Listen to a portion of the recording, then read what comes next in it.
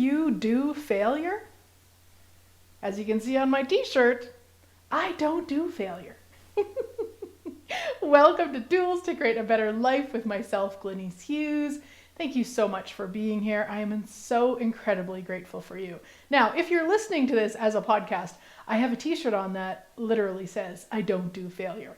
It was gifted to me from my friend Monica Froze, and I love her programs. I love her stuff. I love her shop.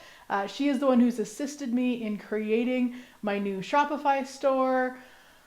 Oh my gosh. So she sent me this t-shirt and I love it. And it inspired me to do this week's radio show all about failure. So it's something that I would say every one of us, maybe 99.9 of us, experience at some point. And what I wanted to start off with was really debunking some myths about failure and then some tips for failure.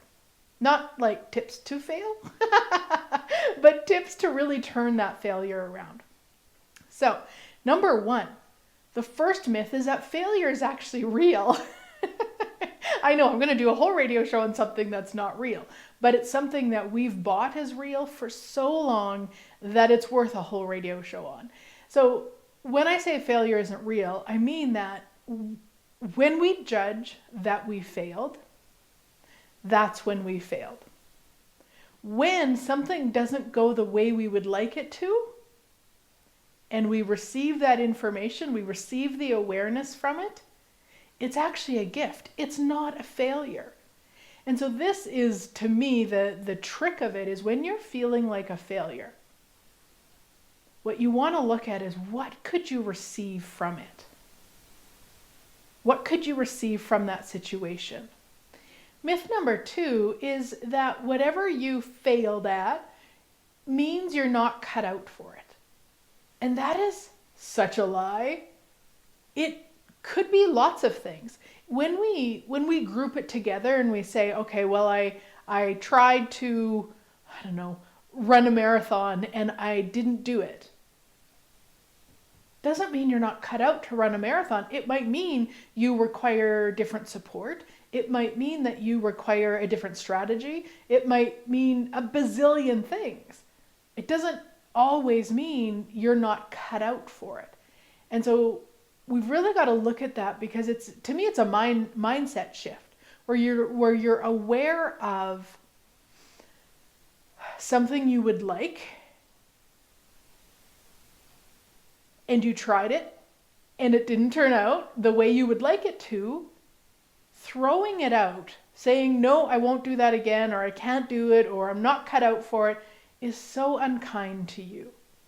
Could turn it around, look at what would it take? What would it take to run a marathon? Body, what do you require to run a marathon? Turn it around, ask your body. It's your body that's running the marathon, so include your body. Myth number three is that failure is the end of the road. That's it. It's done. You can't do anything else. Better not try anything else. Like, let's say you started a business and it didn't work out the way you would have liked to.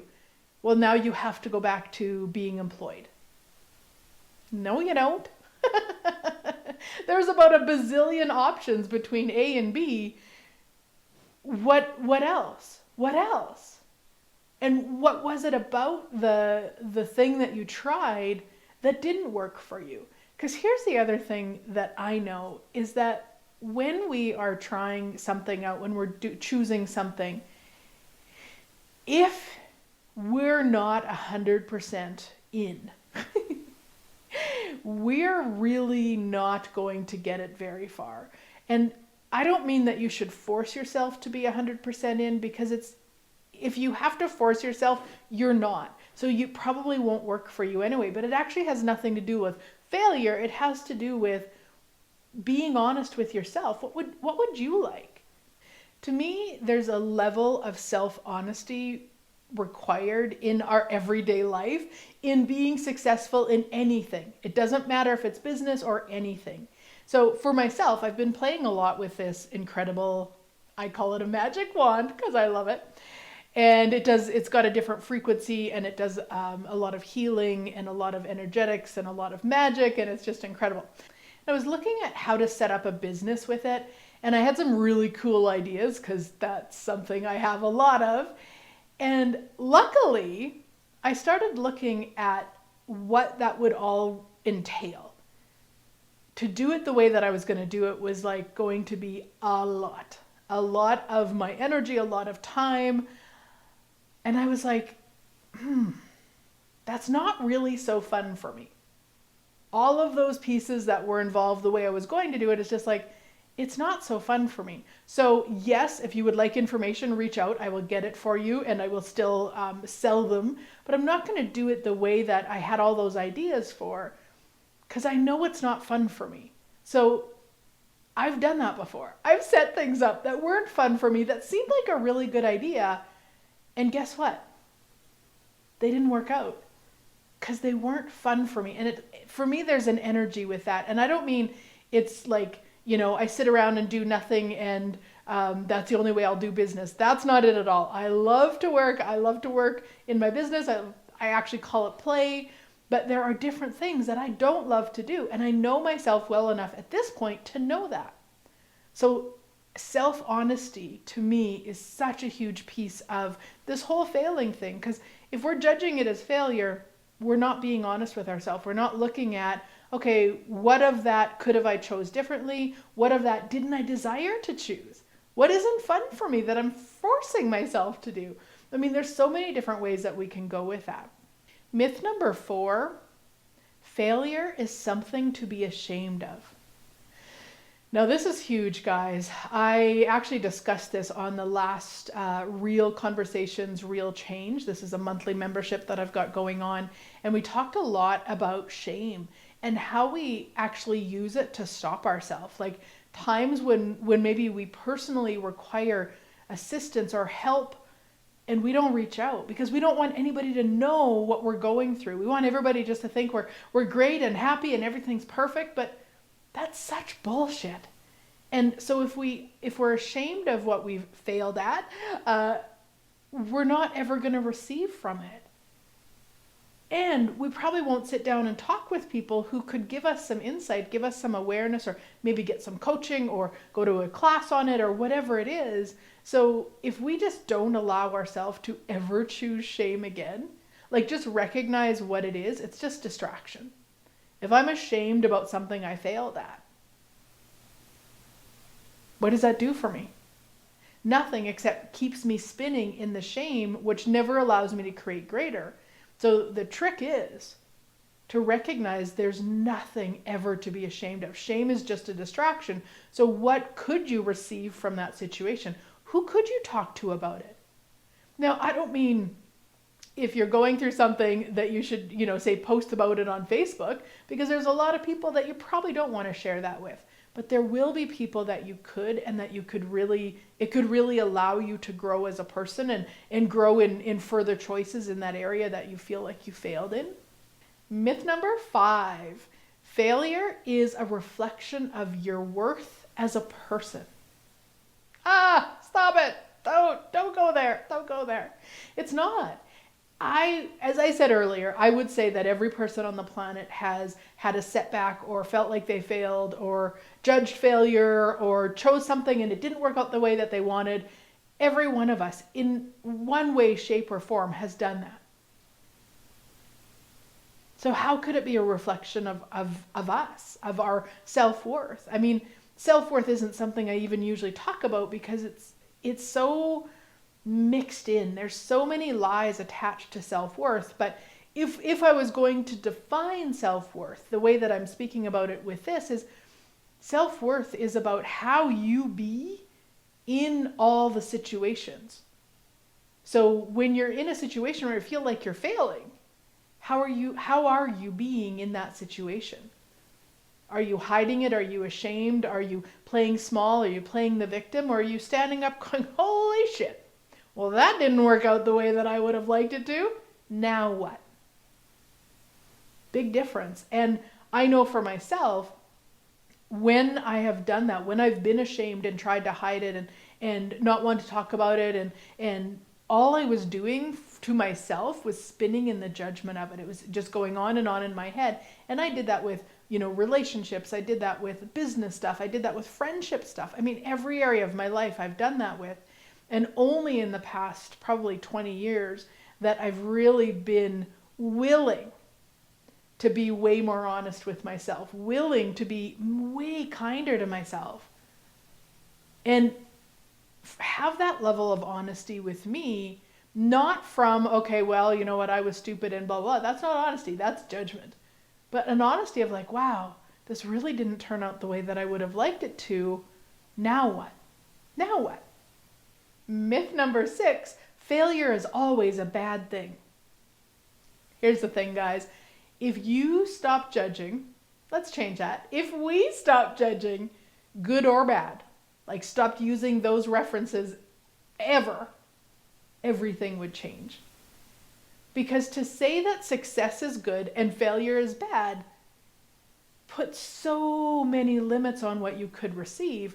Whereas if you don't have that, if you choose something and it turns out better than you could imagine, and you receive that, and you choose something and it turns out way worse than you could have imagined, and you receive that, then none of it is good or bad.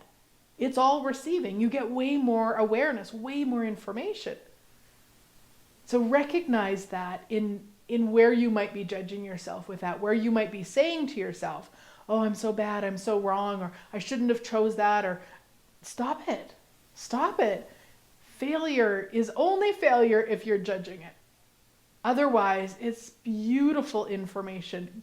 Incredible awarenesses are available when you're willing to receive from it all. So those are just some myths that I've come up with that really will allow you to start looking at all the lies you've told yourself about failure. And now for some tips on how to embrace it, how to really turn it around. And number 1 is embracing those things, situations, events, whatever, that you've judged as a failure. Embrace them, look at them, get present with them, get honest with yourself about them. It will truly change everything for you. Because then all of those judgeable offenses that you've decided will no longer be judgeable offenses. You'll be really present with, wow, you know what? I didn't desire to do that, and I thought it was a good idea, or somebody suggested it, so I did it, or whatever it might be. Or it was a really good idea. I loved it. It didn't work out this way. How could it work out? Get to change it around. You get to receive from it, receive all the awarenesses from it, and then turn it into whatever it is that you would like to turn it into. Tip number 2, pivot when necessary. Now, whenever I hear or say the word pivot, I think of the Friends episode where they were trying to move a couch upstairs that it would never go up. And Ross kept saying, pivot, pivot. That's always what comes to mind. So I always have a little giggle with that word. And please be willing to pivot. This is so necessary. And I would say, and I'm going to speak from a business standpoint right now, this is so necessary right now because everything is changing. Now, everything has always changed. But I don't know about you. It just seems like it's changing more and more and more. So what worked in business even 6 months ago isn't really working now. So we have to be willing to pivot and pivot and pivot and pivot and pivot and pivot and pivot. It's not wrong. It's not failing. And if you see somebody who's maybe never pivoted, maybe they have one business model and they've kept it that way and it's, outcreates every year, good for them. Let's celebrate them and recognize when we require to pivot. If we put our energy into competition or into, well, why do they have that and I don't? That's a really crappy use of your creative energy, my sweet friends. Put it into, okay, now what? Now what? And here's a little thing from me to you. If you've never recognized that change is what inspires you, you might want to start looking at that. Now, I can't say for sure that's for you, but for most people who hang out with me, listening to my radio shows, come into my classes, all the things, change is what lights us up. Doing the same thing the same way over and over and over and over and over and over usually doesn't work so well for us. So you'll only know for you about that. The other thing I wanted to mention as I talk about business is I've got a whole business success series coming up. Yes. So the link will be above or below.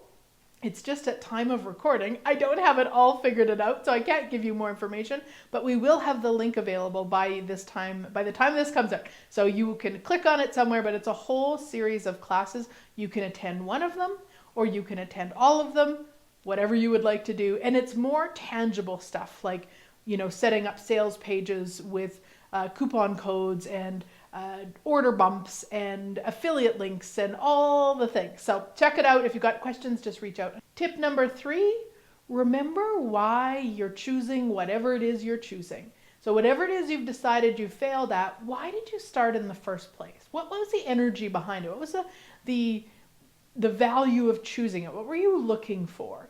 And so in business, you want to look at that. Like, what is your why? If you're creating a business similar to mine, what is your why? In TikTok, I actually created a whole video and I've got it pinned to the top so that if people are wondering kind of about me, they can watch why I do what I do. And we'll put a link to it here too if you guys want to watch that. But it's something that really will allow us to keep choosing when we're clear on that. Now, I don't always talk about figuring out your why because a lot of times we end up using conclusion and judgment in it. However, it is something for you to look at. In short, for me, I spent a lot of my life not knowing, not even realizing there were any other possibilities, like at all. So once I took a Reiki class back in 2002 and it invited me to this whole new world. I go, wow, I want everyone who would like to know there's another possibility. I want everyone to know. Everyone who was like me, I would love them to know there's always a bazillion possibilities. That's my why. So look at what yours is in whatever it is you're choosing, and that will allow you to really choose in those places and times of, where it feels like you're having a setback or it's not working or you're failing. That energy of the why will totally shift it for you. It will remind you and assist you to move forward. Tip number 4 is surround yourself with people who are choosing the similar experience that you are. So if it's business, get in some business coaching, get in some business masterminds, get in a networking group. If it's running marathons, go connect with those people that are doing it. Really find the support in whatever it is you're choosing to really give yourself a boost so that you can actually succeed at whatever it is or create whatever it is that you're looking at. And often we don't allow support. We don't even look at it as an option. But go back to that myth about being ashamed. What if we get rid of that, as I said already, and just choose? Surround yourself with the people who are choosing similar things, experiences, whatever that you're choosing. That will totally contribute to you. Tip number 5, be kind to you. There's never, ever a reason to judge you. Ever. Ever. Can I say it enough? There's never a reason to judge you. Stop it. It's all about being kind to you. Choosing, receiving the awarenesses from that choice, choosing again. Choosing again, receiving the awareness, choosing again. No judgment required. In fact, judgment will only kill, as I've already said. So be kind to you. You will create so much more with that energy than self-judgment or judgment of any kind. Tip number 6, celebrate. Celebrate what you chose. Don't base it on celebrating only what you succeed at. Celebrate on your choices. What are you choosing? Even if they didn't work out the way that you thought they would, it gives you way more awareness. Way more awareness. Back in 2013, I leased a space in the city that was close to where we were living at the time, Lloydminster, Alberta, and I really did it. It felt super light, super yummy, super expansive. I was following the energy. And what occurred about 3 months after, I don't even know if we were even in the building yet. We were doing some renos and stuff, and I got my first invite to facilitate classes in Ireland. Oh my gosh, of course I'm going to do that. Which that then inspired all these other invites all around the world. So we started traveling. Actually, back then it was just me because hubby was working at the time, so he wasn't able to travel with me. So I was traveling to all these other countries, and there were months that I was paying the lease on this space that I didn't even use it because I wasn't home to use it. Now, I could have looked at that as a failure. But is it? No, of course it's not. Not for me. I had more of a desire to be traveling and facilitating classes around the world than I did to be going home every night. So we could say, oh, well, then you must not have followed the awareness. You must have just, concluded you needed. No. The one thing I know for sure is that by leasing that space, it actually contributed to my global business. How? I have no clue. I just know that it did.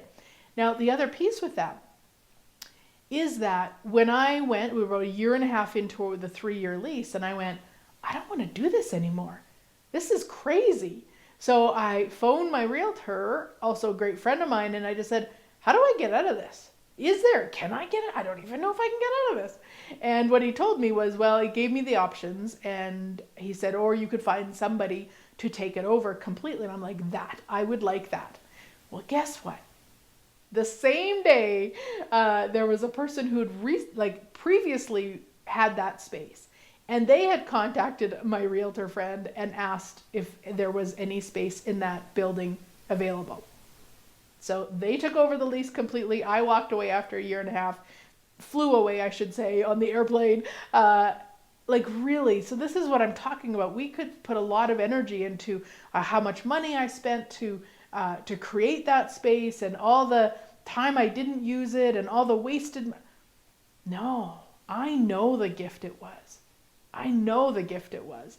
So this whole piece is really recognizing that you never fail. Ever.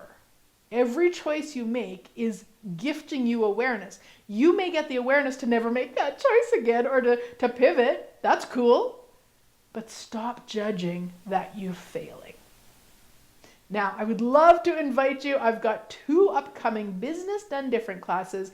Both are available online or May 5th to 7th, 2023 in Calgary, Alberta, and online, or June 9th to 11th in Davidson, Saskatchewan, or online. Would love for you to come play. There's so many different ways to be in business than the way that we're shown here. Have a great week, sweet friends. I look forward to chatting again next week.